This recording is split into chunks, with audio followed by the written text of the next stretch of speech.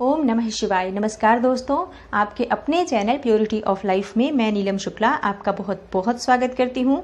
दोस्तों, प्रदोष का व्रत वैसे तो महीने में 2 बार प्रदोष का व्रत आता है और हर महीने में आता है, लेकिन जब प्रदोष का व्रत श्रावण मास में आता है तो उस प्रदोष व्रत का महत्व बहुत अधिक बढ़ जाता है। कई गुना फल प्राप्त होता है अगर हम सावन मास में प्रदोष का व्रत करें। प्रदोष व्रत के दिन आप शाम के समय यानी कि गोधूली बेला में प्रदोष काल में भगवान भोलेनाथ की और माता पार्वती की पूजा आराधना करते हैं तो समस्त मनोकामनाएं पूर्ण हो जाती हैं। आप व्रत करें, अत्यंत श्रेष्ठ है। और जो लोग व्रत नहीं करते हैं वो भी आज के दिन यानी प्रदोष व्रत के दिन प्रदोष काल में भगवान भोलेनाथ की पूजा आराधना अपनी किसी भी कामना के लिए कर सकते हैं। और आज के दिन की गई पूजा आराधना का फल भगवान शिव बहुत ही शीघ्र प्रदान करते हैं। श्रावण मास भगवान भोलेनाथ को बहुत प्रिय है, इसलिए इस महीने में आने वाले जो व्रत और त्योहार होते हैं वो बहुत महत्वपूर्ण होते हैं। और प्रदोष का व्रत भगवान भोलेनाथ को अत्यंत ही प्रिय है। तो श्रावण मास में किए गए प्रदोष का व्रत जो होता है कई गुना फल प्रदान करने वाला होता है। आज के दिन अगर आप माता पार्वती की पूजा करते हैं, भगवान भोलेनाथ की पूजा करते हैं, विधि विधान से पूजा आराधना करने के बाद आप अपनी कोई भी मनोकामना कहते हैं तो वो आपकी मनोकामना भगवान भोलेनाथ की कृपा से बहुत ही शीघ्र पूर्ण हो जाती है। दोस्तों, आज की वीडियो में मैं आपसे बात करने वाली हूँ श्रावण मास के दूसरे प्रदोष व्रत के बारे में। एक प्रदोष व्रत जो कि कृष्ण पक्ष में है, कृष्ण पक्ष में था, वो 5 अगस्त को था। और अब दूसरा प्रदोष का व्रत होगा जो कि अंतिम प्रदोष व्रत होगा। वो कब है और तिथि कब प्रारंभ हो रही है, कब समाप्त हो रही है, पूजा का यानी कि प्रदोष काल की पूजा का शुभ मुहूर्त क्या होगा, और आज के दिन भगवान भोलेनाथ की किस प्रकार से पूजा आराधना करें, कौन से विशेष उपाय करें जिससे कि हमारी समस्त मनोकामनाएं भगवान भोलेनाथ पूर्ण कर दें। हम व्रत करते हैं और भगवान भोलेनाथ की पूजा आराधना करते हैं तब तो बहुत अच्छी बात है, लेकिन अगर आप व्रत नहीं भी कर पाते हैं, आज के दिन सिर्फ भगवान भोलेनाथ की पूजा आराधना कीजिए। जो मैं आपको उपाय बताने वाली हूँ बहुत चमत्कारी उपाय हैं। इन उपायों को आप कीजिए, शीघ्र ही आपके मन की समस्त कामनाएं भगवान भोलेनाथ और माता पार्वती की कृपा से पूर्ण हो जाती है। तो वीडियो को पूरा ज़रूर देखिए और अगर आपको आज की वीडियो अच्छी लगे तो लाइक कीजिए, शेयर कीजिए फैमिली फ्रेंड्स के साथ। और चैनल पर पहली बार आए हैं, अगर अभी तक आपने मेरे चैनल को सब्सक्राइब नहीं किया है तो चैनल को सब्सक्राइब करके बेल बटन को प्रेस कर लीजिए। इससे ये होगा कि इस तरह की सभी वीडियोज़ की नोटिफिकेशन आपको सही समय पर प्राप्त हो जाएगी।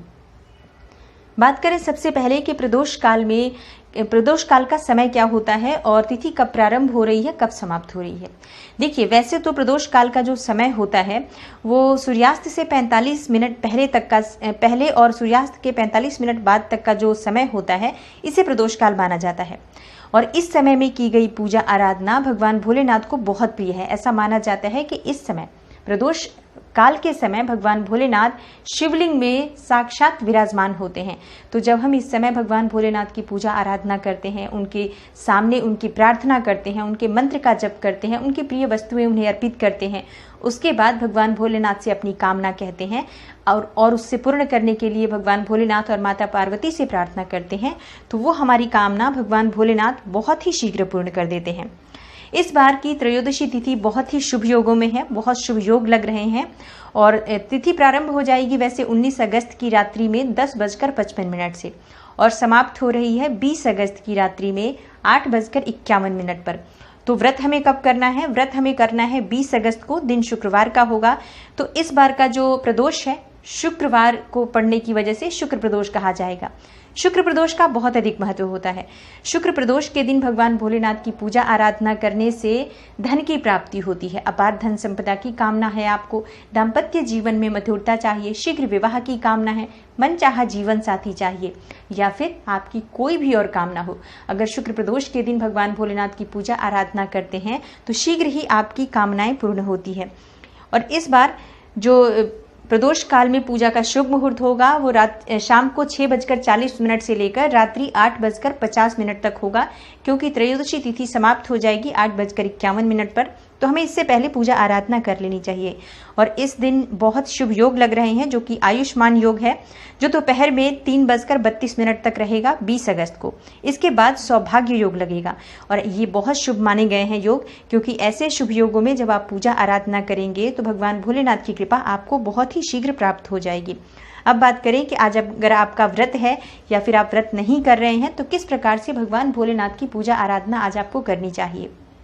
प्रदोष व्रत के दिन आपको प्रातःकाल जल्दी उठना है। स्नान इत्यादि करने के बाद सर्वप्रथम भगवान सूर्यदेव को जल अर्पित कीजिए। उसके बाद अपने घर के मंदिर में आपको शुद्ध घी का दीपक प्रज्वलित करना है। नित्य की पूजा जो आप करते हैं, जिस प्रकार से करते हैं, वो पूजा आप पूरी कीजिए।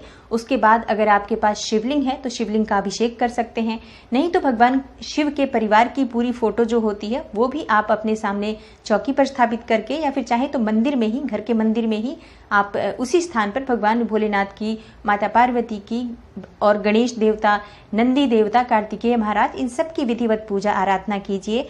सभी प्रिय वस्तुएं भगवान भोलेनाथ को अर्पित कीजिए। भगवान भोलेनाथ की पूजा में जो सामग्री चाहिए होती है, हम सभी जानते हैं भगवान भोलेनाथ को बिल्व पत्र बहुत प्रिय है, जलाभिषेक बहुत प्रिय है, गंगा जल भगवान शिव की पूजा में चाहिए। आप चाहे तो कच्चे दूध का प्रयोग कर सकते हैं, या फिर आप पंचामृत बनाकर, यानी कि दूध, दही, घी, शहद, शक्कर, इन पांचों चीजों को मिलाकर या फिर अलग अलग भी भगवान शिव का अभिषेक कर सकते हैं। अगर आपके पास शिवलिंग है तो आप मंदिर जाकर पूजा करना चाहते हैं तो मंदिर जाकर भी पूजा कर सकते हैं। सुबह की पूजा में ही आपको व्रत का संकल्प ले लेना है कि आज आपका व्रत है, आप प्रदोष का व्रत रख रहे हैं। अगर आपका व्रत है तो व्रत का संकल्प लीजिए, व्रत नहीं है तो आप विधिवत पूजा आराधना कर सकते हैं। संकल्प के साथ ही आपको अपनी कामना भी बोल देनी है कि आप किस कामना से ये व्रत कर रहे हैं। अगर निष्काम भाव से कर रहे हैं, सिर्फ भगवान भोलेनाथ की कृपा चाहिए, तो आप भगवान भोलेनाथ की कृपा पाने के लिए इस व्रत को धारण कर रहे हैं, ऐसा संकल्प मन में करते हुए भगवान शिव की पूजा आराधना कीजिए। विधिवत पूजा आराधना करने के बाद आप भगवान शिव की आरती कीजिए कपूर से। और फिर अगर आपका व्रत है, आपको पूरे दिन व्रत रहना है, निर्जल या फलाहार, ये आपकी अपनी इच्छा है, अपने शारीरिक क्षमता के अनुसार आपको ये व्रत रखना चाहिए।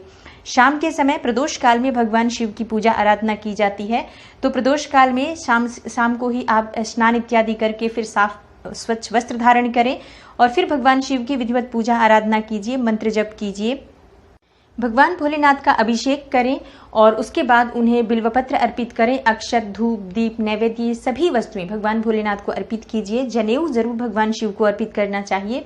सफेद जनेऊ भगवान शिव को चढ़ाया जाता है।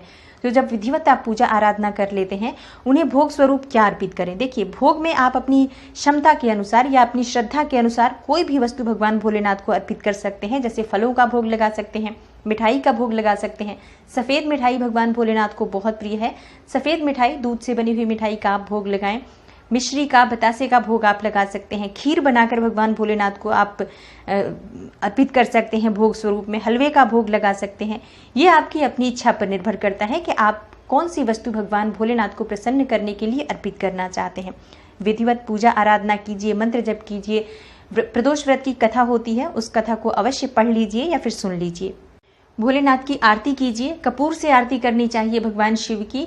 और पूजा के बाद आपको प्रसाद जो आपने भगवान भोलेनाथ को अर्पित किया है, अपने परिवार के सभी सदस्यों को वितरित करें। स्वयं भी आप चाहें, जैसे बहुत से लोग शाम को ही मीठा भोजन कर लेते हैं और कई लोग अगले दिन जाकर इस व्रत का पारण करते हैं, शाम को वो अन्न ग्रहण नहीं करते हैं। तो जिस भी प्रकार से आपने व्रत की शुरुआत की है, इस व्रत के नियम का पालन कीजिए। आज के दिन नमक का सेवन नहीं किया जाता है, सेंधा नमक का भी प्रयोग नहीं करना चाहिए। प्रदोष का व्रत मीठे अन्न के साथ करना चाहिए, या फिर शाम को भी आप फलाहार ले सकते हैं, अगले दिन भोजन कर सकते हैं। तो जो लोग अगले दिन भोजन करते हैं, वो शुद्ध सात्विक भोजन बनाकर, यानी नमक के भोजन के साथ अगले दिन आप प्रातःकाल भोजन ग्रहण कर सकते हैं। अब बात करते हैं कुछ विशेष उपायों के बारे में, जिन्हें अगर आप करते हैं आज के दिन प्रदोष काल में, यानी गोधूली वेला में किए जाने वाले ये उपाय हैं। और इस समय में अगर आप ये उपाय करते हैं, पूरे श्रद्धा भाव से करते हैं, तो आपकी समस्त मनोकामनाएं भगवान भोलेनाथ की कृपा से अवश्य पूर्ण होती है। आप कोई भी उपाय कर सकते हैं, किसी भी कामना से कर सकते हैं। भगवान भोलेनाथ आज के दिन बहुत प्रसन्न होते हैं। तो हमारी की गई एक छोटी सी प्रार्थना भी, छोटा सा उपाय भी बहुत शीघ्र फलीभूत हो जाता है। तो आज आपको भगवान शिव पर जो बिल्वपत्र अर्पित करना है, उस पर आपको राम राम राम लिखना है। तीनों पत्तों पर राम राम राम लिखना है। सफेद चंदन से आप ये लिख सकते हैं, या चाहे तो लाल चंदन से लिख सकते हैं। रोली का प्रयोग नहीं करना है। आपको ध्यान रखना है कि सफेद चंदन चाहिए या फिर लाल चंदन चाहिए। तीनों पत्तों पर राम राम राम लिखना है। और कितने पत्ते अर्पित करने हैं? ये आपके पास जितने भी पत्ते उपलब्ध हों, जितने ज़्यादा से ज़्यादा पत्ते उपलब्ध हो जाएं, उतने ज़्यादा पत्ते आप भगवान भोलेनाथ को अर्पित कीजिए। क्योंकि सावन बीतने वाला है, हम जितनी अधिक आराधना इस समय में कर पाते हैं, उतना ही शीघ्र हमें उसका फल प्राप्त होता है। तो पत्ते आप एक भी अर्पित कर सकते हैं अगर आपके पास ज़्यादा नहीं है तो, और अगर आपको 108 मिल जाते हैं 108 पत्ते अर्पित कीजिए। तो जितने अधिक से अधिक संख्या में आप बिल्वपत्र उपलब्ध कर पाएं, अर्पित कर पाएं, अत्यंत श्रेष्ठ होगा। आज के दिन आंकड़े के पुष्पों की माला भगवान भोलेनाथ को जरूर अर्पित करनी चाहिए और चावल की खीर का भोग लगाएं भगवान भोलेनाथ को। ऐसा माना जाता है कि चावल की खीर भगवान भोलेनाथ को अर्पित करने से समस्त कामनाएं पूर्ण हो जाती हैं, मतलब सुख समृद्धि, धन संपदा, संतान, कोई भी आपकी कामना हो। आज के दिन आप भगवान भोलेनाथ को खीर अर्पित करते हैं, उसमें केसर जरूर डालिए और उसके बाद भगवान भोलेनाथ को भोग स्वरूप अर्पित कीजिए। अब अगर आप चावल की खीर नहीं बनाना चाहते हैं, आपका व्रत है, तो आप साबूदाने की खीर या मखाने की खीर भी बना सकते हैं। माँ पार्वती को आप सुहाग की सामग्री जरूर अर्पित कीजिए। आज के दिन लाल चुन्नी जरूर चढ़ाएं, मेहंदी, सिंदूर, बिंदी, चूड़ियाँ, ये सभी चीज़ें माँ को चढ़ाइए, माँ को अर्पित कीजिए, माँ से प्रार्थना कीजिए सुख समृद्धि संतान के लिए और सभी प्रकार से आपके जीवन में धन धान्य की वृद्धि होती रहे, इसके लिए माँ पार्वती से प्रार्थना कीजिए। माँ पार्वती को 11 गुलाब के पुष्प और हो सके तो गुलाब के पुष्पों की माला अगर मिल जाती है तो माँ पार्वती को अर्पित कीजिए। इससे आपके जीवन की समस्त कामनाएं पूर्ण हो जाती हैं। जब माँ पार्वती प्रसन्न होती हैं तो भगवान शिव की कृपा हमें बहुत ही शीघ्र प्राप्त हो जाती है। तो दोस्तों, उम्मीद करती हूँ आज की वीडियो, जो कि सावन मास के आखिरी प्रदोष से संबंधित थी, संपूर्ण जानकारी इसमें दी गई है, उपाय से लेकर और पूजा विधि तक, आपके लिए ज़रूर उपयोगी सिद्ध होगी। और अगर आपको आज की वीडियो अच्छी लगी हो तो लाइक ज़रूर कीजिए, शेयर कीजिए फैमिली फ्रेंड्स के साथ। चैनल पर पहली बार आए हैं, अगर अभी तक आपने मेरे चैनल को सब्सक्राइब नहीं किया है तो चैनल को सब्सक्राइब कर लीजिए, बेल बटन को प्रेस कर लीजिए। इससे ये होगा कि इस तरह की सभी वीडियोस की नोटिफिकेशन आपको सही समय पर प्राप्त हो जाएगी। मैं मिलती हूँ आपसे अगली वीडियो में, तब तक के लिए नमस्कार।